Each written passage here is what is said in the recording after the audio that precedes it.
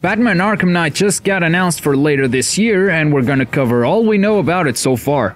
Welcome to the first episode of Get Hyped. We already knew that a new Batman game was being developed ever since the accidental tweet by Kevin Conroy, the voice actor of Batman. When talking about Arkham Origins, he said that he was working on a new Batman game that wasn't Origins. This was obviously an unintentional leak of information. The tweet got later deleted or removed. But we know now that Rocksteady has been working on this new Batman title all along. This is super good news since Rocksteady were the developers of both Arkham Asylum and Arkham City, which are, in my opinion, superior games to Arkham Origins. Origins kind of felt like a recycled version of Arkham City. It didn't add much to the franchise, so I'm happy to see the original developer back on this game. But what do we know about it so far?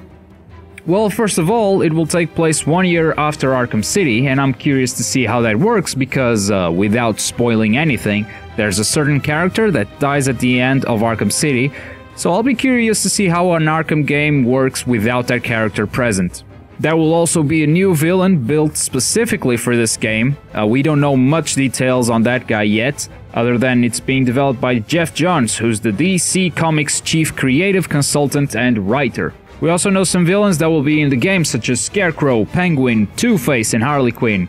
Apparently there will also be more villains that we don't know about just yet, but these guys have teamed up to take down Batman, so it's like a team of supervillains, and Batman is supposed to be at the peak of his abilities and strength. Also, Scarecrow voices the beginning of the announcement trailer, which suggests that his role is going to be a bit more important than the rest. He might be more of a main character and less of a side quest villain. This is your only warning. Abandon the city. We also know that the city will be bigger than the previous games, around 5 times the size of Arkham City.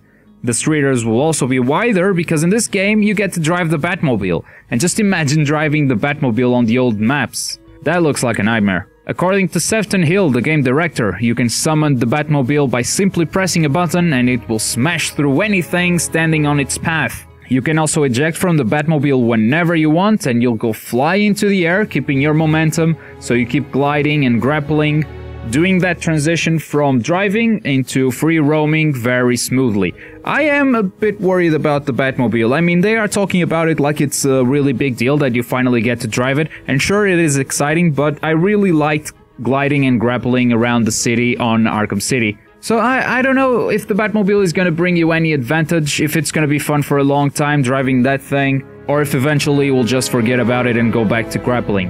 I mean, think of Saints Row 4. You've got superpowers in that game, why would you ever drive a car? You can customize your car, you can make it badass, put nitro and super wheels on it, but there's no reason to drive a car when you can jump from rooftop to rooftop at incredible speed. So I don't know, we'll see how they handle that. I'm curious to see if it's gonna be something to be excited for, or if it's something that will lose interest very early in the game. There will also be new combat mechanics, but the core simplicity of attack and counterattack will be kept. We don't know much else about combat at this point. Kevin Conroy is back as the voice of Batman, which we already expected because of the accidental tweet that we mentioned. And there will be no multiplayer in this game. In the words of Sefton Hill, the game director, "We don't have time to do multiplayer." They will want to spend as much time as possible creating an epic single-player game that we will enjoy, and I am totally okay with that. Especially since this will be the last game on the Arkham universe.